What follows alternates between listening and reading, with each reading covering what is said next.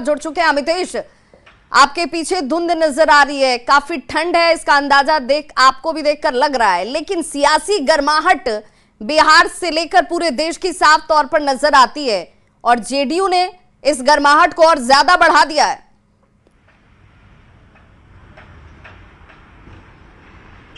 जी हाँ, बिल्कुल। पटना से लेकर दिल्ली तक धुंध भी है और ठंड भी बहुत ज़्यादा है, लेकिन सियासी तापमान काफ़ी गर्म है। खास तौर से बिहार का जो पॉलिटिकल जो तापमान है काफ़ी गर्म है। जेडीयू की तरफ से जो भी बयान दिया जा रहा है, जेडीयू के मुख्य प्रवक्ता केसी त्यागी ने बिल्कुल साफ शब्दों में कह दिया है कि हमें अलायंस पर बात नहीं करनी है और हमसे बात करने की कोई ज़रूरत नहीं है। बात करनी है तो आरजेडी, लेफ्ट और कांग्रेस में बात होनी है।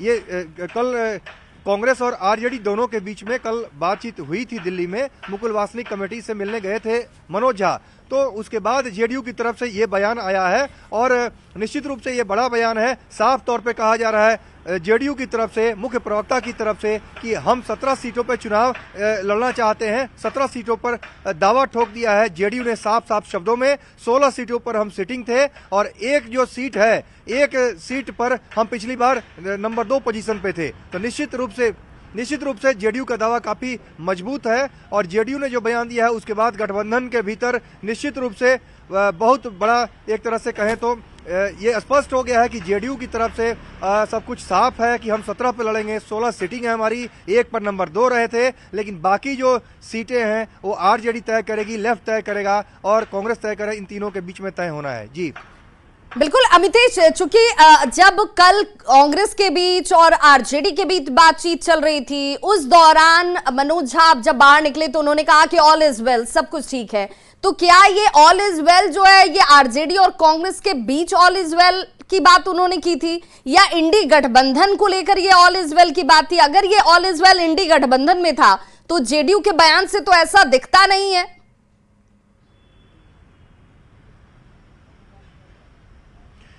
देखिए, मनोज झा की तरफ से जो बात कही जा रही है कि ऑल इज वेल है, कल भी उन्होंने कही थी, आज भी उन्होंने कही थी बात, लेकिन जो महत्वपूर्ण बात उसमें है कि क्वालिटी की बात वो कह रहे हैं, यानी जिताऊ उम्मीदवार, विनेबिलिटी फैक्टर की बात मनोज झा कह रहे हैं। मनोज झा का कहना है कि जिताऊ उम्मीदवार कौन होगा, विजयी जनक उम्मीदवार कौन होगा, कौन सी सीट पर किस पार्टी का कौन सा कैंडिडेट जीत सकता है, इसको ध्यान में रखते हुए अलायंस होगा।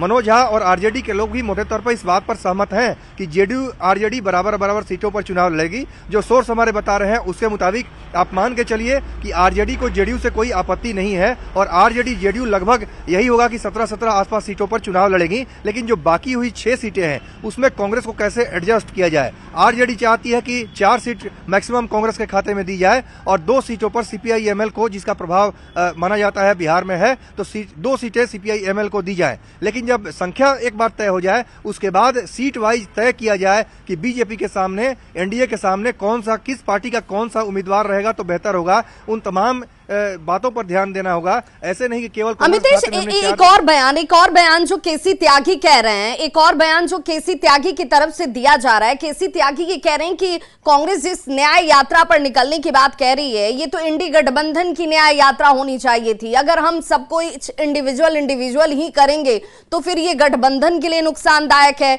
ये मैसेज जाने में बड़ा लोगों के बीच कंफ्यूजन वाली स्थिति पैदा करता है।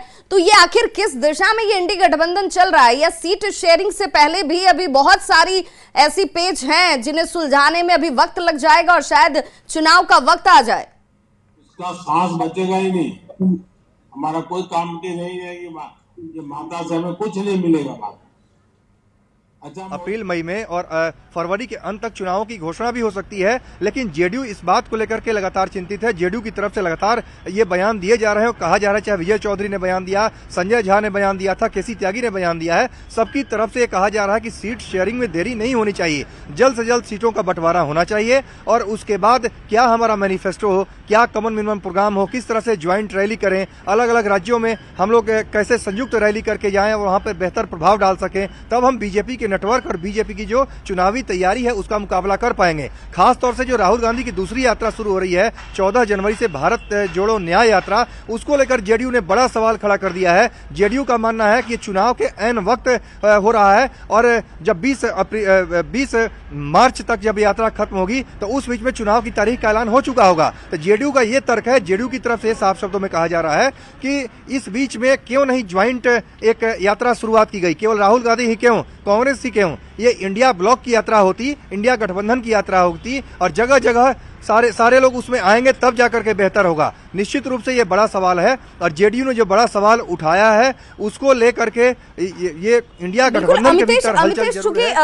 ये कांग्रेस की तरफ से जो हाल के दिनों में जब से इंडी गठबंधन की सीधे तौर पर जब बातचीत पहली बार पटना में शुरू हुई, उस दौरान से लेकर हाल के दिनों तक कांग्रेस बार बार मंत्रिमंडल विस्तार की बात कहती रही, अपने मंत्रियों की संख्या को बढ़ाने की बात कहती रही। वो कहती रही कि भाई हमारी दावेदारी इतनी बनती है, इतना मंत्री पद तो